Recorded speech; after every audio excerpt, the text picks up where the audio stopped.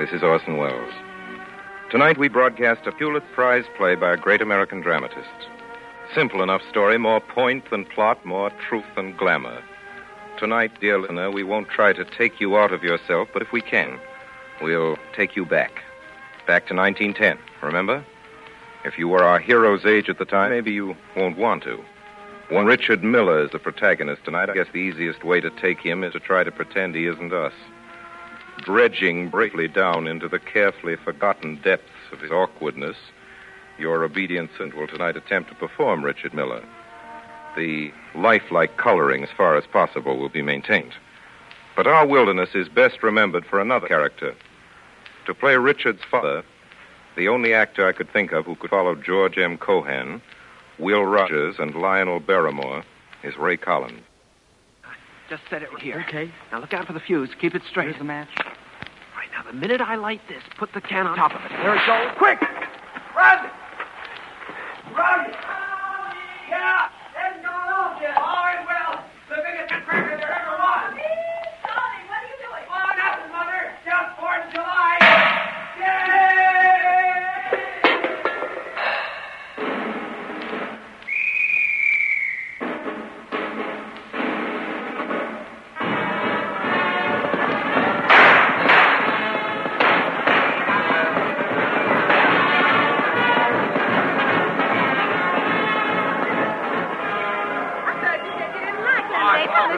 Every 4th of July, I got it.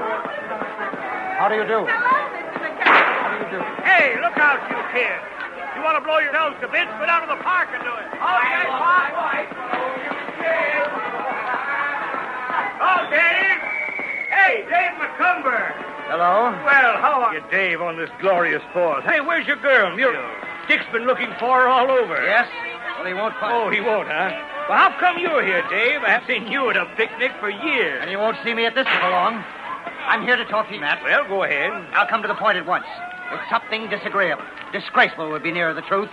And it concerns your son, Richard. Oh, come now, Dave. I'm sure Richard hasn't done anything. And I'm positive he has. I brought the proofs with me. I've got a lot more of them at home.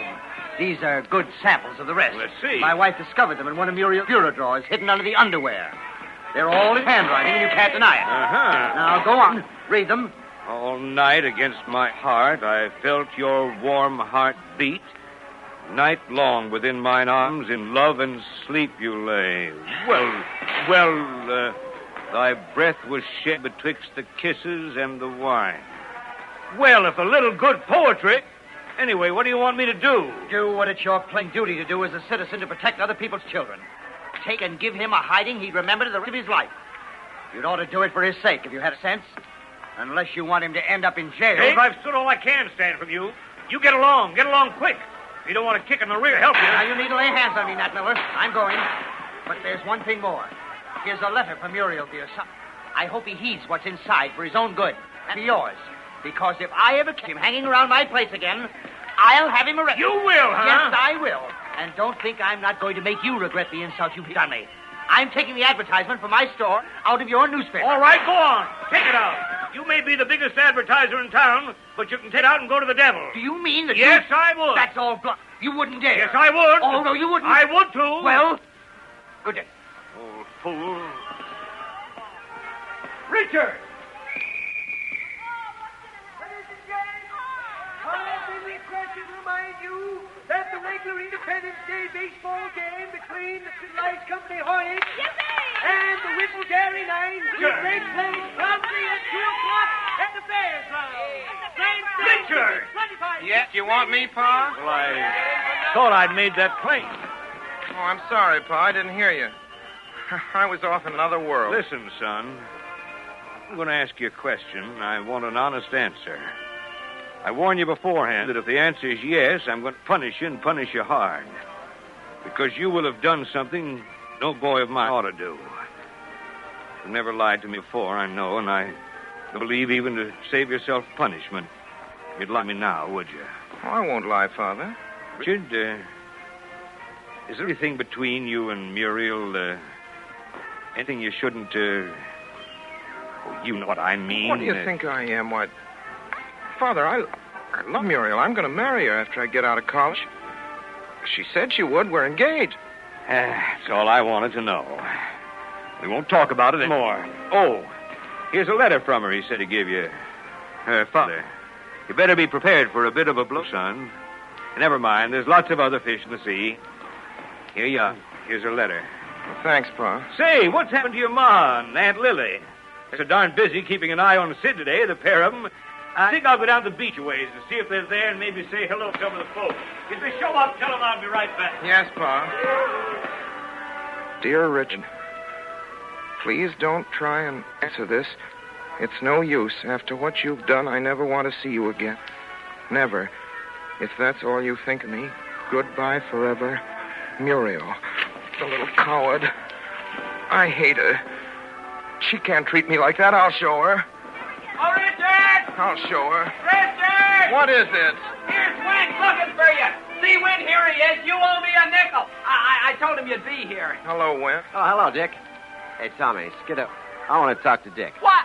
Me? After I told you where he was and come all the way over out of the water to show you? Go on, Tommy. Here's a dime. Now get up. There's a good kid. Okay, I don't want to listen anyway. I'm going into the water.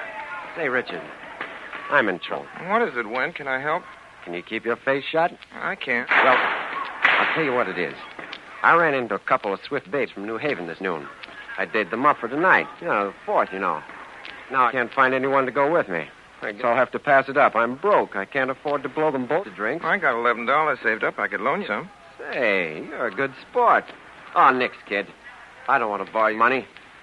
Say, have you got anything on for tonight? No? Want to come along with me? You mean... I'm trying to lead you astray, understand? You don't have to do anything. Not even take a glass of beer, unless you want to. Oh, what do you think I am, a rube? You mean you're game for anything that's doing? Sure I am. Will ever drink anything besides sodas? Sure, lots of times. Beer and slow gin fizz and Manhattans. Hey, you know more than I thought. Can you fix it up so your folks won't get wise? Ought to be easy on the 4th. Sure. Don't worry about that. Okay. Then you be at the Pleasant Beach Hotel at 9 o'clock. Sure. In the back room. That's easy. Watch your step, kid. So long. So long. I'll show her. Lily, if that's what you got to hold the barbecue, I'm sorry for it. That's all I can say. Oh, hello, Richard. Hello. What did old man McCumber want? Saw him way down the beach talking to your pa. Something foolish, I'll bet. The old blue nose. I Sid. Well, Richard, what do you want? Well, ask Pa. Why, whatever's the matter with you, Richard? Football. Lily, don't you spoil Oh, Ma. moping around that way, and on the Oh, 4th of Ma. July, too. Oh, darn 4th of July anyway. I wish we still belonged to England. Richard, you come back do. here. Richard. No, he's a queer boy. Sometimes I can't make head or tail of him. Hey, Sid, where do you think you're going? I wondered where Nat was. I thought I'd go down the beach a ways and look for it. Are you sure that's all you're looking for, Sid? Why, Essie, are you by any chance insinuating? You know what I mean. Now, you see how it is, Lily, when my own sister thinks the worst of I'm me? not thinking a thing. I'm just remembering what happened last year at the picnic. Last year? Why, what happened last year? Oh, it won't happen again, There's been a reformed character since he's been on the paper in Waterbury. At least that's what he swore to me last night, didn't you, Sid? Pure as the driven snow. That's me. Oh, Sid, you're a caution. Well, go on down the beach. And when you find that, you bring him back here. Did you hear me? Don't you two start talking around with everybody. It's getting late. We'll have to be starting home. Somebody got to get supper ready. Yes, Essie. And Sid, remember your promise. I swear to you, Lily, that if any man offers me a drink, I'll kill him. That is, if he changes his mind. So long. And you tell Nat if you aren't back in 15 minutes. We're starting home, do you hear? With Tommy and Richard, we're taking the car, and you two come home any way you please. You Sid? Sid?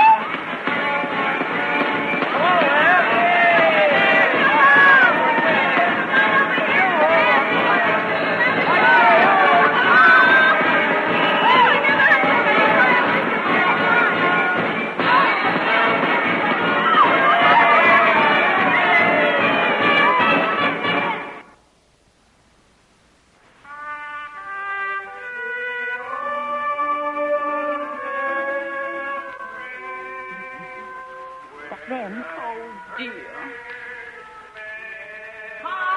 Ma, they're coming. Pa and Uncle Sid.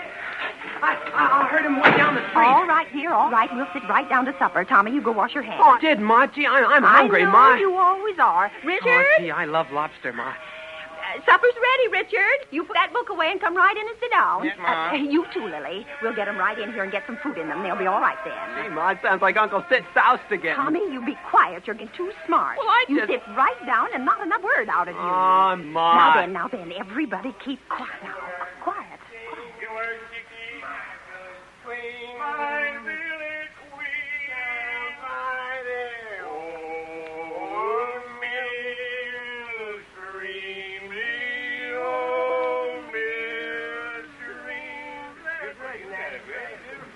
Here we are, Eddie. Here we are. You come right in here, Nat. Don't stop to wash up or anything. Supper's on the table. All right, Lily, you start passing the soup. Well, let's see. Here we are. Right on the dot. Here we are. So I see you're here, and if I didn't, you've told me 4 times already. Now, Essie, don't be critical. Don't be carpingly critical. Good news can stand repeat, can't it? Of course it can. Nora, bring that soup here this minute. Well. It's good to be home again. Now, start eating, everybody. A good date. Where's Sid? Essie, I think Sid's sort of embarrassed about coming in. Down on the beach there, he met such a lot of friends, and, well, you know, 4th of July's like Christmas, comes but once a year. Don't pretend to notice, huh? And don't you kid, you hear? And don't you, Lily. Very well, Nat. Sid! Sid!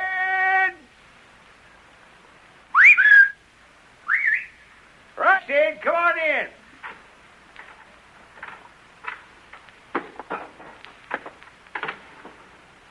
Good evening. Beautiful evening. I never remember seeing a more beautiful sunset. What do you say, Lily? It's all right. Well, sure, it's all right. My friends, I give you a toast. Soup, the staff of life, the old man's comfort, the young man's joy, the maiden... Do shut up for a minute and eat your soup. Everybody else is finished. Pass me your soup plates, everybody, or we'll be here all night. Here, Ma. Here you are, then. After this, there's lobster, and that's all. Tommy, you pass the lobster. Start with your father. Oh, gee, I love lobster. Lobster, Pa? Thanks. Have a good time at the beach, Tommy? Oh, fine, Pa, thanks.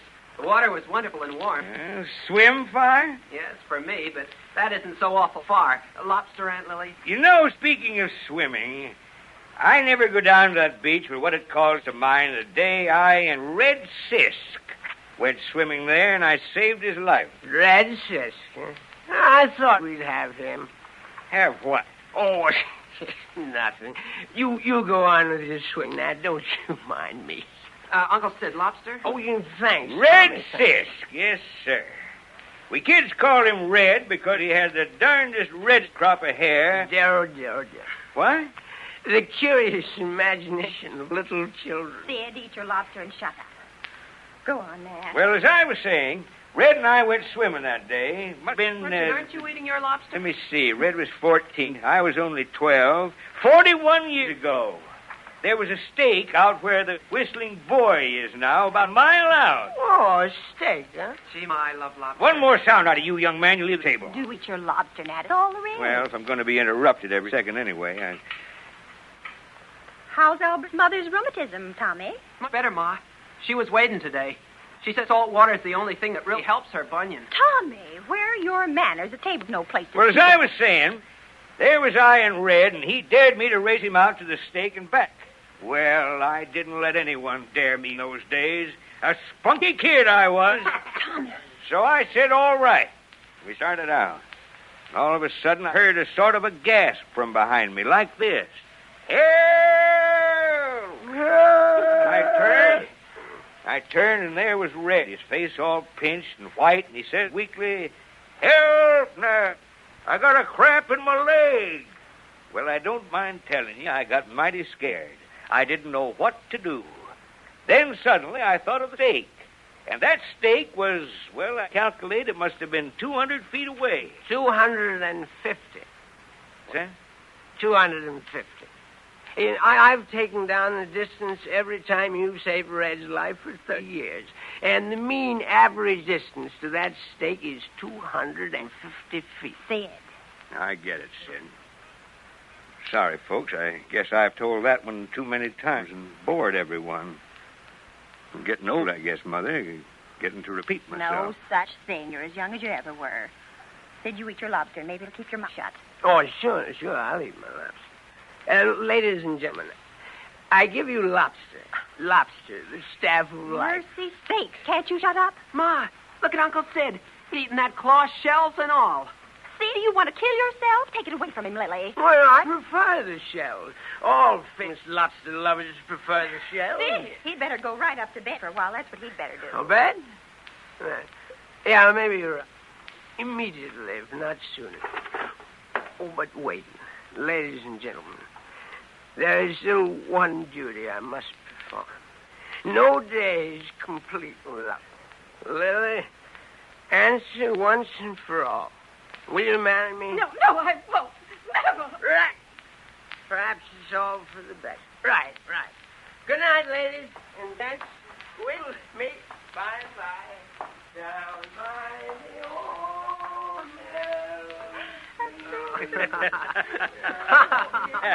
Stop it, all of you.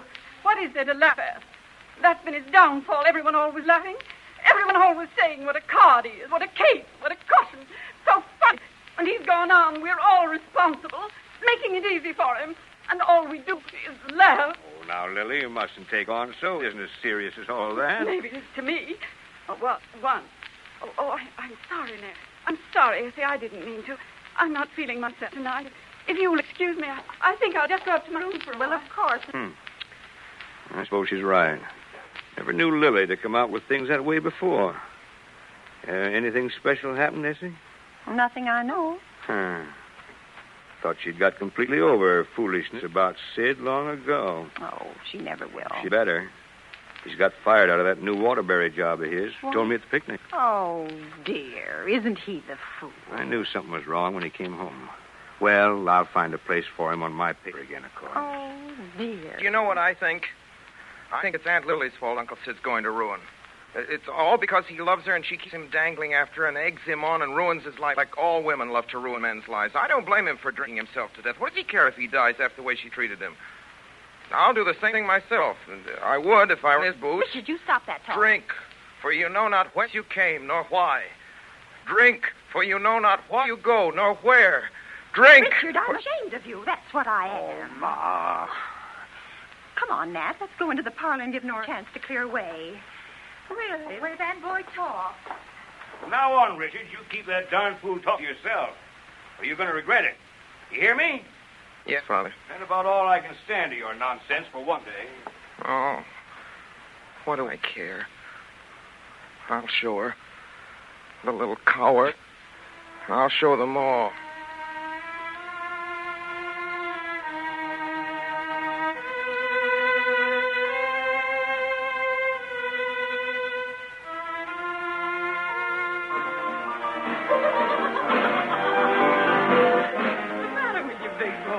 Haven't you ever been to a place like this before? Oh, sure I have. Lots of times. Where do you think I am anyway? I don't know, kid. Honest, you got me getting. What did you say your name was? Richard. Well, drink your beer, Richard. Come on, it's getting flat. Oh, I let it get that way on purpose. I like it better when it's flat. Say honestly, kid, does your mother know you're out? Oh, cut it out. Why don't you try to kid me? All right, I didn't mean to, dearie. Please, don't get sore at me. I'm not sore. You see, it's this way with me, Richard. I think you're one of the sweetest kids I've ever met.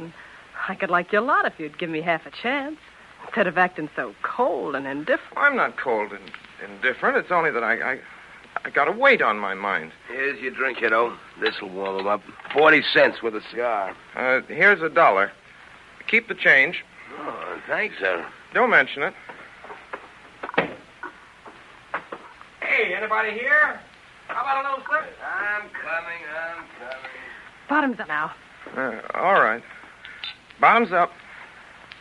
Ah, well, that's something like it. Feel better? You bet. You'll still feel better in a minute. And then maybe you won't be so distant and unfriendly, huh? Oh, I'm not. Oh, yes, you are. I think you just don't like me. Oh, I do, too, like you. How much? A lot? Yes, a lot. Show me how much. Want me to come sit on your lap? Yes? Well, now you're talking. There. How's that? Swell. Why don't you put your arm around me? Oh, no, not that dead way. Hold me tight. You needn't be afraid of hurting me. I like to be held tight, don't you? Sure I do.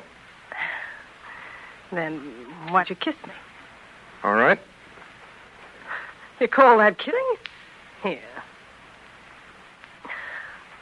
What's the matter, honey boy? Haven't you ever been kissed before?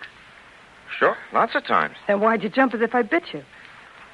Gee, I'm getting crazy about you. Come on, kiss me again. I can't. I just remembered. I sworn off. Sworn off kissing? What do you mean you've sworn off? I took an oath I'd be faithful. Till death do us part. Who's the girl? Never mind. I'm not good enough to talk about her, I suppose. I didn't mean that. You're all right, only you wanted to do this kind of thing. And right for a nice girl. What's the trouble, sister? Young hopeful here getting annoyed? Maybe you'd like a change of atmosphere. No, he's all right, I guess. A little soused. Mind if I join your party? All right with me. I got no party on. So, I forgot much, Cinera. Gone with the wind. Flung roses. Roses righteously with a throng. Yea, hungry for the lips of my desire. hey, what's he talking about? Let's have another drink. You've had enough. What is it, a child poet or a child actor? Don't know. Got me guessing. Well, sister, if you could check that cradle robbing act, maybe you and I could have a little fun. That's easy. I just pull my freight. Listen, kid. Yeah? Here's an old friend of mine, Mr. Smith of New Haven, just come in. I'm going to go over and sit at his tape for a while, see? And you better go on home. I'm never going home. I'll show them. Yet each man kills the thing he loves. By each let this be heard. Hey, this is rich. That's swell dope, young fella. Give us something more. Some do it with a bitter look. Some with a flattering word. The coward does it with a kiss. The brave man with a sword. I did it with a kiss. I'm a coward. That's the old stuff, kid. All right, all right. Give us another right over the old pan. And then at 10 o'clock, Eilert Lovberg will come with vine leaves in his hair. And bats in his belfry if he's you. Oh, I don't mind her, kid. She's just ignorant. Come on now. Come on, kid. Listen, you. Oh, me? I don't believe you ever knew her in New Haven at all. You just picked her up now. See, you leave her alone, you hear? You won't do anything for her, not while I'm around to protect her. Well, scream. listen to Now, it. wait. Curse you, Jack Dalton. If I won't unhand her, what then? I'll give you a punch in the snoot, that's what. Hey, you cut out the noise. What's the matter here? It's not my business, brother, but if I were in your booth, I'd let this young south the gate. He's underage. He told me he was over 18. I guess you're right. Come on now, young fella. Anyway, you'll start no trouble. Beat it now. I will not beat it. Oh, won't you? Let go of me. Now, quiet now, Pinamary. Your jaw will quiet. Let me go. Let me go. Oh, try and suck me, will you? We'll see about that. Oh, and now, out you go.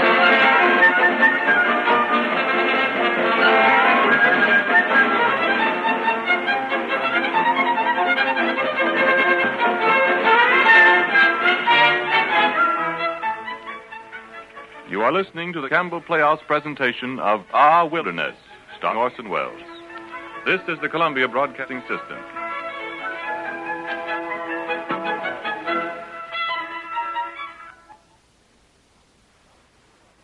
Now we resume our Campbell Playhouse presentation of Our Wilderness, starring Orson Welles.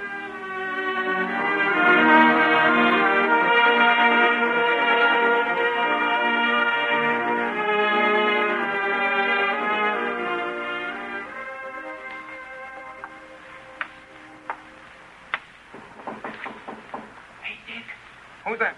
it's Tommy. Can I come in? Hello. Oh. Are you allowed up? Of course I'm allowed up. How did Pa punish you? He didn't. He went back to the office without seeing me.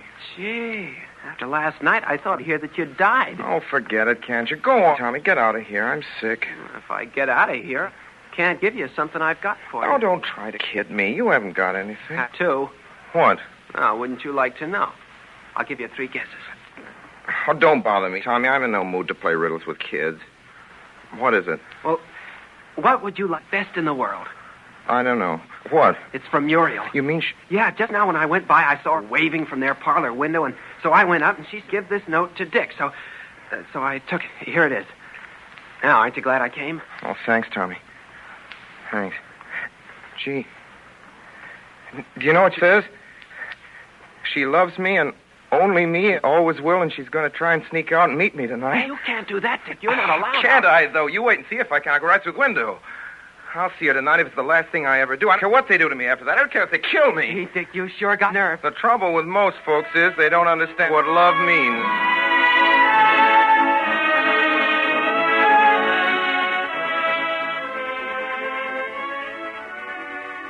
Oh, Dick. Dick. Oh. Hello, Muriel. Is it not already? Gosh, time passes when you're thinking. I thought you'd be waiting right here at the end of the path. I'll bet you'd forgotten I was even coming. Oh, no, I hadn't forgotten, Muriel, honest, but I got to thinking about life.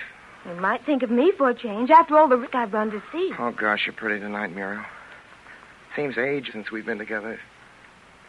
If you knew what I've suffered. I did, too. Gosh, Muriel. Well, gosh, it sure is wonderful to be with you again. I'm glad it makes you happy, Dick. I'm happy, too.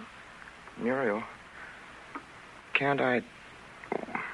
Won't you let me kiss you now? Please. No, you mustn't. Don't. Oh, why can't I? Because I'm afraid. Oh, that's what you always say. You're always so afraid. Aren't you ever going to let me? I will sometime. When? Soon, maybe. Tonight, will you? I'll see. Promise? I promise maybe. All right. Remember, you promised. Now, don't let's stand here. Come on out. We can sit on the bench in the moonlight. Oh, it's so bright out there. No, don't see you. There's no run around the park at night. I know there isn't. That's why I thought it would be the best place. But there might be some. Well, there isn't a soul. What's the use of a moon if you can't see it? If it's only a new moon, that's not much to look at. But I want to see you. I can't here in the shadow. I want to drink in all your beauty. I bet I look a sight, don't I? Oh, you do not. You look wonderful. Muriel, you don't realize what I've been through, what that letter of yours made me do. What did my letter make you do? Oh, it's too long a story. Let the dead past bury its dead. No, tell me, Dick. I want to know. Begin at the beginning and tell me. Well, after your father gave me a letter, Muriel, I figured your love for me was dead, and I thought you'd never love me. You'd only been cruelly mocking me, torturing me. Oh, Dick, I'd never. You know I'd never. I wanted to die, and I sat and brooded about death, and finally I made up my mind I'd kill myself. Dick, you didn't. I did, too, and I thought when I'm dead, she'll be sorry she ruined my life. Oh, if you ever had, I'd have died, too. Honest, I would. But suicide's the act of a coward, and that's what stopped me. And anyway, I thought to myself, she isn't worth it. Well, that's a nice thing to say. If you meant what was in that letter, you wouldn't have been worth it, would you? But I've told you. So I said to myself, I'm through with women. They're all alike. I'm not. And I thought, what difference does it make what I do now? I might as well forget her and drown all my sorrows and lead the pace that kills. So after it was dark, I sneaked out and went to a low dock I know about. Oh, Dick Miller, I don't believe you ever. You ask him down at the Pleasant Beach House if I didn't. They won't forget me in a hurry. You went there? Well, that's a terrible place. Pa says it ought to be closed by the police. Well, I said it was a dive, didn't I? They let me into a secret room behind the bar room. Wasn't anyone there but a Princeton senior, and he had two chorus girls from New York with him, and they were all drinking champagne. Oh, Dick Miller, I hope you didn't. Oh, you ought to have known Pa made me write that old letter. One of them was called Belle. Yellow hair, Belle. Had a kind that burns and stings you, you know. I'll bet it was dive. And then what happened? Oh, we just kept drinking champagne, all of us, and she said she'd fallen in love with me at first. And, you know, came and sat on my lap, kissed me. Oh. It's all in fun, and then we just kept on drinking champagne, and... And did you kiss her? No, I didn't. Oh, you did, too. You're lying, and you know it. Oh, I hate you. I wish you were dead. I'm going home this minute. I never want to lay eyes on you again, and this time Now, Muriel, wait, listen. I don't want to listen. Let me go. Muriel. If you don't, I'll bite your hand. I won't let you. You've got to let me explain. Ouch. You did bite me. Well, all right. Go if you want. If you haven't the decency to let me explain, I hate you, too. I'll go and see Belle. Well, go and see her if that's the kind of girl you like. What do I care? You can't explain. What can you explain? You owned up. You kissed her. I did. I said she kissed me. And I suppose you just sat and let yourself be kissed. Tell that to the Marines. All right, if you're going to call me a liar every word I say. I didn't call you a liar. I only meant it sounds fishy. Don't you know it does? I don't know anything. I only know I wish I was dead. You ought to say that. It's wicked. I suppose you'll tell me didn't fall in love with her. Oh, I should say not. Fall in love with that kind of a girl? What do you take me for? How do you know what you did if you drank so much champagne? Well, I kept my head. I'm not a sucker, no matter what you think. Then you don't love her. I hate her. She wasn't even pretty. And anyway, how could I love her? I love you. Well, then, I still love you. Then come back here, why don't you? It's getting late. It's not 1:30 yet. All right. Only I'll have to go soon. Gosh, I'm sorry I hurt your hand. Well, that was nothing. It felt wonderful even to have you bite. There, I'll kiss it. That'll cure it. You shouldn't waste that on my hand. You said you'd let me. I said maybe. Muriel, you know, I want it so. Will it wash off her kisses and make you forget her for always? Oh, I should say so. I never remember anything but it. Never want anything but it ever again. Then, all right. The moon is beautiful, isn't it? Not as beautiful as you. Nothing is. Won't it be wonderful when we're married? Yes. But it's so long to wait. Oh, perhaps I needn't go to college. Perhaps Pa give me a job. Then we're making enough. You better do what your pa thinks best. And I'd like you to be at Yale. Oh, poor you. Do you think he'll punish you awful? I don't know. I don't care either. Gosh, but I love you. Oh, gosh, I love you. Darling. I love you, too. Sweetheart. Where are we going on our honeymoon, Dick? To Niagara Falls? That dump where all the silly fools go? I should say not. Oh, no, we'll go some far-off, wonderful place. Somewhere out on the long trail. The trail that is always new. On the road to Mandalay.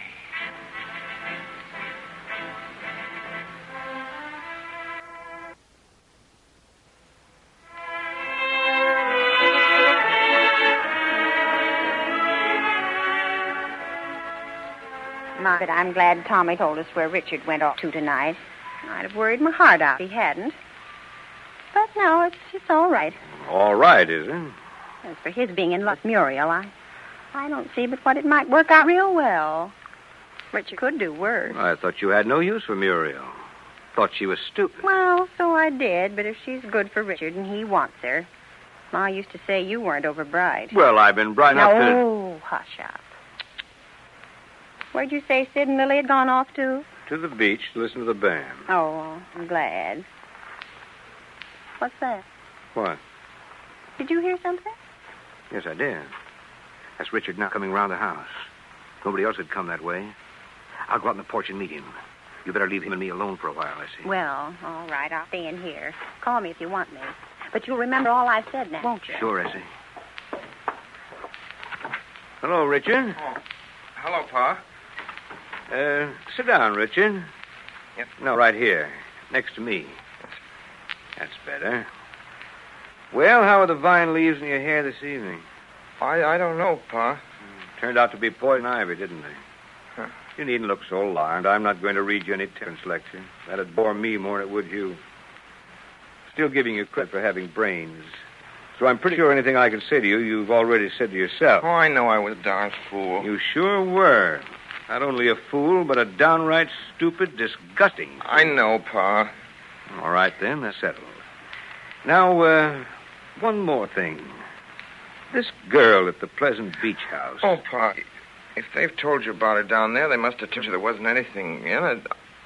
Honest, Pa, there wasn't. I wouldn't do a thing like that to Muriel, no matter how bad I thought she treated me. Honest. How'd you happen to meet this lady, anyway? I can't tell that, Pa. I have to snitch on someone. You wouldn't want me to do that. No, I suppose I wouldn't. Well, I believe you. And I guess that settles that. There's nothing more to say, and we'll forget it, huh? How are you going to punish me, Pa? Oh, I was sort of forgetting that, wasn't I? Well, I'd thought of telling you you couldn't go to college. Don't I have to go, honest? Oh, gee, that's great. Muriel thought you'd want me to. I was telling her I'd rather you give me a job on the paper because she and I get married sooner. Oh, gee, Pa, you picked a lemon. That isn't any punishment. You have to do something besides that. And you'll go to college and stay there till you graduate. That's the answer to that. Muriel's got good sense, and you haven't. Now, we're finished. We'll call your Ma. Essie. Here she comes. Hello, Ma. Hello, Richard. My, it's a beautiful night. Moon's way down low, almost setting. Yes, I don't believe I've hardly ever seen such a beautiful night. Such a wonderful moon. Have you, Richie? No, it was wonderful down at the beach.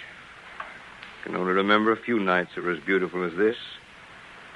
They were long ago when your mother and I were young and planning to get married. Yeah. I bet those must have been wonderful nights, too.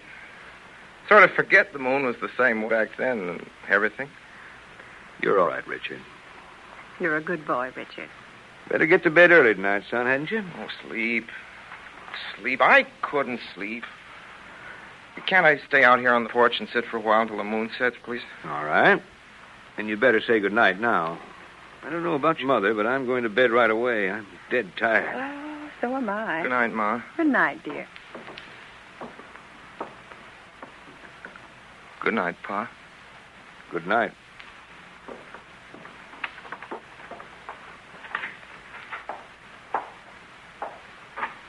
First time he's done that in years. I don't believe kissing between fathers and sons after a certain age. It seems mushy and silly. But that meant something. I don't think we'll ever have to worry about his being safe from himself again. I guess no matter what life will do to him, he can take care of it now. Oh, my darn feet are giving me fits. Why do you bother unlacing your shoes now, big goose, when we're going right up to bed? Yeah, I guess you're right.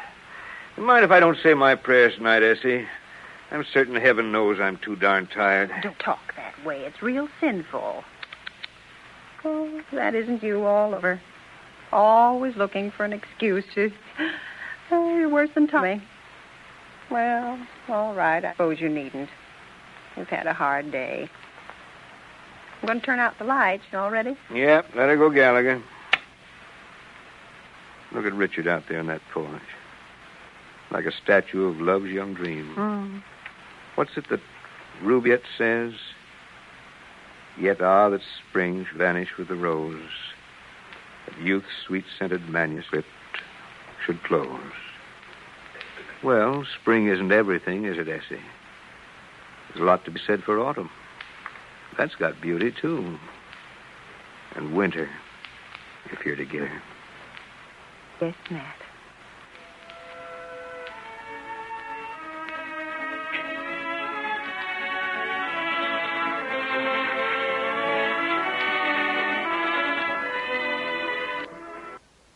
Well, speaking as producer, the worst I can say for our guest tonight is that he doesn't always approve of my productions. Speaking as a citizen with the vote, the least I can say for George G. Nathan is that I always approve of what he writes. I didn't say agree, mind you. Heaven and the entire personnel of Actors' Equity forbid that I should recite for you a catalog of Mr. Nathan's unmentionably numerous virtues. I needn't remind you of the magazine which he founded with Mr. H.L. Mencken, a magazine from which my theater took its name, and both which will be nameless, nor of the list of his books, which don't need what I'd like to say about them. It's not for me to celebrate the celebrated Nathan prose, that blend of richness and astringency against whose infinite variety time and custom seem to be getting nowhere. But let me say this much. Eugene O'Neill's dedication on the first page of Our Wilderness reads as follows. To George G. Nathan, who also, once upon a time, wore peg-top trousers and went the pace that kills along the road to ruin. Tonight, ladies and gentlemen, the Campbell Playhouse rededicates Our Wilderness to George G. Nathan. And we have our own good reasons. They are, among other things, his love of theater, as much as the gift and intelligence with which he served it. Mr. Nathan.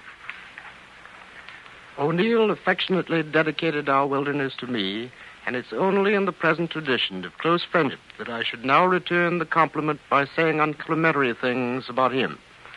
I've known the scoundrel intimately for more than 20 years, and I should like to take advantage of this occasion to tell you confidentially that the popular idea of himself, which he has so cleverly built up through his plays, books which he has had written about him, and the expensive photographs of himself which he has spread around the world, is a whopping fraud. What picture have you got, O'Neill? He is, you believe, a fellow persistently gloomy and morbid, that if a funeral passes his house, his wife joyfully mistakes it for a Mardi Gras carnival. But if O'Neill is gloomy and morbid, all I can say is that someone has got the Scandinavian weather report mixed up with the dictionary. He is so gloomy and morbid in point of fact. Once, while I was staying with him on Sea Island, I had to bribe him with one of my best new Hawes and Curtis neckties to quit singing Rosie, You Are My Posy at top of his lungs after midnight so I'd get a little decent sleep. He roars with delight over Damon Runyon's stories of mugs who go around shaking hands with pieces of Limburger cheese concealed in their palms. He thinks Jack Benny is a scream and worth all the Ibsen actors this side of Stockholm. He wrote, don't forget, This Our Wilderness, which is not only approximately as gloomy and morbid as Charlie's Aunt or the Beer Barrel Polka, but which, I may tell you, had to have 21 consecutive minutes of howling low comedy cut out of the dinner table scenes so following sentimental scenes might stand a chance of getting over. O'Neill, you further believe, given to a large, steady, and copious indignation.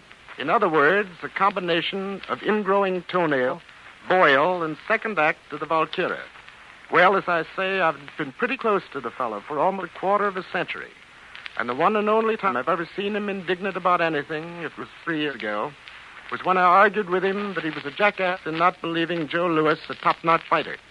Prize fighting, incidentally, interests him more than almost anything else, except for sauerkraut. He loves sauerkraut. I've seen him down 6 big dishes of it in half an hour. You've read as being a painfully slow and laborious worker. You've heard that it takes him 2 years even to get to the profound point of putting down the line, Act 1, the curtain rises. It's true he's a laborious worker, but so far as the painfully slow stuff goes, it's often a lot of bunkum. This Our Wilderness, for example, he wrote in exactly 26 days. So you also think that O'Neill, from what you've heard, must be a quick-tempered and nasty rooster in his dealings with the stage directors he plays. I'll give you an illustration in a minute. During the rehearsals of This Our Wilderness, Philip Muller, the director, came down to the footlights and suggested to O'Neill, sitting huddled in the third row, that he thought it would be a grand idea if O'Neill permitted him to alter one line in the serious scene then being tried. Why, O'Neill wanted to know. It would, answered Muller, telling how he changed the line, be a beautiful, relieving laugh. Well, quietly mumbled O'Neill, it's funny, all right. In fact, it's pretty darn funny. In fact, it's fine, but, and here our friend gently squinted at Muller, it would be a whole heap funnier if you yourself played the role facing the audience, and then, very, very slowly, while speaking the line, turned around and showed him a large chromo of William Jennings Bryan fastened to the seat of your pants. Muller had no more to say. The scene proceeded as O'Neill had written it, and that's the scene and that's the play that you have heard tonight. Inviting you to be with us at the Campbell Playhouse again next Sunday evening. This is Ernest Chappell saying thank you and good night. So on this program remain, as always, obediently yours.